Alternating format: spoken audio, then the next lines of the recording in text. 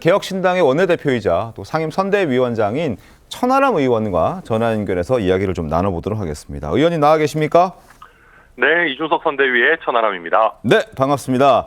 자, 네. 어제 이준석 후보가 TV토론회에서 이재명 민주당 후보를 향해서 사이비 종교 같다, 또 말 바꾸게 하는 노쇼 후보다라고 세게 공격을 했던데, 특히 저희도 잠깐 논의를 했습니다만 이재명 후보의 호텔 경제론을 괴짜 경제학, 괴짜 경제론이라고 비판하면서 굉장히 날을 세웠었는데, 천 의원께서는 좀 어떻게 좀 보셨습니까?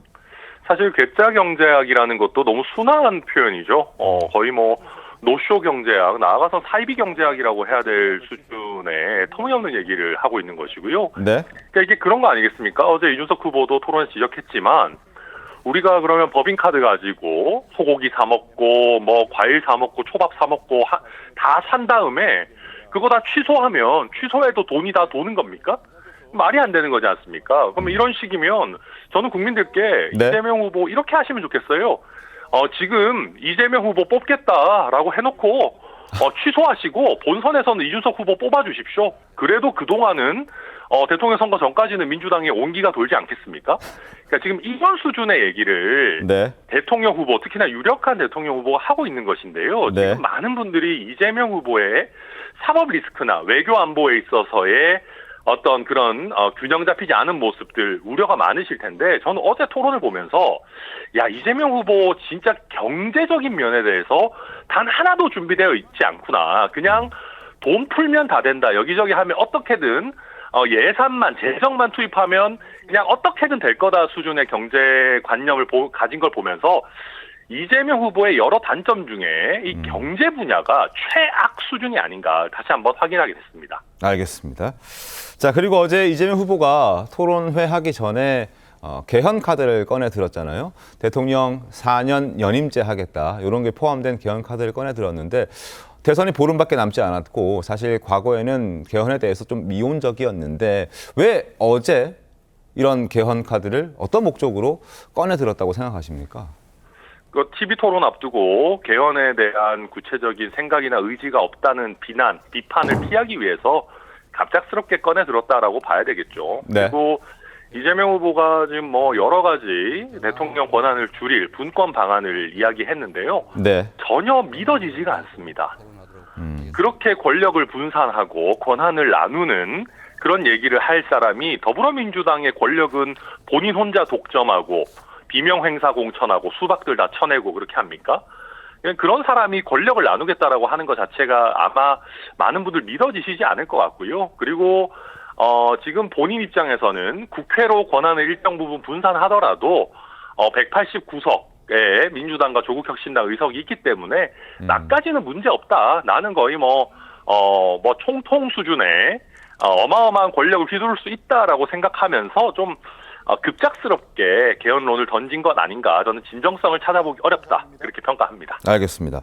자, 그리고 개혁신당 내부의 이제 인원들, 특히 이제 최근에 김용남 전 의원이라든지 개혁신당 탈당하고 이재명 후보 지지 선언을 했습니다. 사실 저희로 TV 토론, 저희 신통방송 출연해서 깜짝 놀라기도 했었는데, 오늘 조선일보도 그런 지적들을 했고요. 그리고 당대표를 지냈던 허은하 전 의원도 이재명식 중도 확장 시도를 좀 지켜보고 있다, 그러니까 긍정적인 메시지를 보내면서 민주당 문을 두드리는 것 아닌가, 이런 분위기가 좀 보여지더라고요. 이런 현상에 대해서는 당내에서는 어떤 생각들 좀 갖고 계십니까? 개혁신당이 더 성장해야겠구나, 그런 안타까운 마음이 듭니다. 왜냐하면 저희는 붙잡을 수 있는 당근이 잘 존재하지 않습니다. 네. 저희 같은 경우에는 텃밭이 없는, 지금 이제 더 열심히 지역적으로나 세대적으로 확장하려고 하는 상황이기 때문에 남아있을 경우에 무조건 당선되는 지역 공천을 드리겠습니다라고 흔들 수 있는 당근이 없어요. 네. 그래서 김상욱 의원도 이준석 후보가 그런 얘기 했습니다.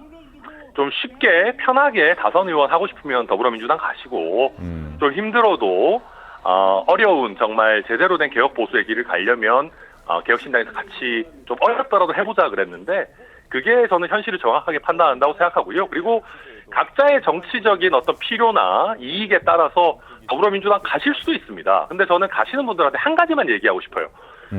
더불어민주당 가면서 보수 타령은 좀 안 했으면 좋겠습니다. 알겠습니다. 네. 그래서 어제 경제학 여러 이재명 후보의 그런 경제관에서 나오지만 네. 그냥 돈 풀어서 마구잡이를 해결하자는데 그게 무슨 보수입니까? 그래서 민주당 가서 무슨 보수가 거기가 제대로 된 곳이다, 민주보수다 이런 얘기는 저는 최소한 안 했으면 좋겠습니다. 알겠습니다. 자, 그리고 기혁신당한테 또 여쭤보고 싶은 게 국민의힘과의 단일화입니다.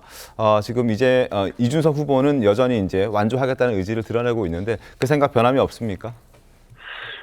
저는 이제 김용태 비대위원장이 들어오시면서 네. 또 저희와의 소통이나 이런 게 원활할 거다라는 기대 많은 분들 가지고 있고요. 또 김용태 비대위원장 워낙 젊고 감각이 있으신 분이기 때문에 어제 TV 토론을 보셨다고 하면 김용태 비대위원장께서도 김문수 후보로는 갈 수 없다. 이재명 후보를 이길 가능성이 없다라는 거를 판단하셨을 겁니다. 그래서 네. 저는 김용태 비대위원장이 정말 나라를 생각하고 이재명 후보를 막아야 된다는 생각이 있다면은 네. 저는 이번에는 국민의힘에서 대승적으로 선거를 좀 포기하는 것이 유일한 방안이 아니겠는가. 김용태 비대위원장 뛰어난 분이니까 네. 그런 결단 발휘해 주시지 않을까 하는 생각도 일부 해봅니다.